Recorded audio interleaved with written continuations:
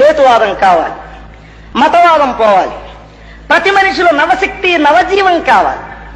వేసే ప్రతి అడుగును ఎందుకని యోచించి, చేసే ప్రతి పనిని ఏమిటని తర్కించి, అడుగడుగున అడ్డు తగిలే ఆచారపు అడ్డుగోడలు ఎవరి నిర్మాణమని ప్రశ్నించే చైతన్యం కావాలి.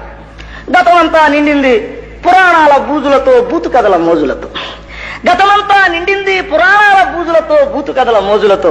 ఆలిని ఎవడో ఎత్తుకెళితే అంగలార్చే అర్భకుని దేవుడంటూ కొలిచే మతవాది మారాలి, హేతువాది కావాలి. కులాలను నిలవేసి మతాలను గతగలిపి మనిషి మనిషికి ఎంతో దూరాన్ని పెంచేసిన వంచకుల ఉదంతాన్ని బట్టబయలు చేసే సహేతువాది కావాలి.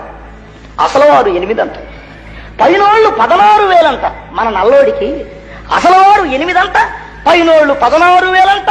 వాడు చీరలెత్తుకెళ్లే పాట చిత్రంగా వాడుకుంటూ వెర్రిమొర్రి కథలకు బుర్రలమ్ముకున్నట్టి వేదాంతి మారాలి, హేతువాది కావాలి. కలకత్తా కాళిక కళ్ళురిమి చూస్తుంది, పసిగందుల నెత్తుడిని జుర్రుకుంటానంటుంది. గుర్రుకోతు నిద్రనున్న వెర్రివో మానవుడా, ఆచారపు మారమ్మలు దూలి దులిపి కదిలాయోయ్ కదలాలోయ్ మానవుడా. హేతువాద బావుటాతో గింకరించి హుంకరించి మారమ్మల గీరమ్మల పారదోల కదలాలోయ్. జాతిలో చైతన్యం ఉప్పొంగగా కదలాలోయ్, ఉప్పొంగగా కదలాలోయ్.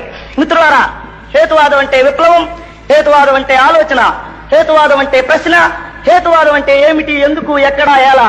హేతువాదం అంటే ఆర్థిక, సాంఘిక, సాంస్కృతిక రంగాల్లో ఉండే అసమానతల్ని శాస్త్రీయంగా విశ్లేషించే అస్త్రం. హేతువాదం అంటే మహోన్నతమైన విప్లవ మార్గం. హేతువాదం అంటే నువ్వు మనిషి అని చెప్పేటటువంటి ఒక మహోన్నత మానవతా శాస్త్రం.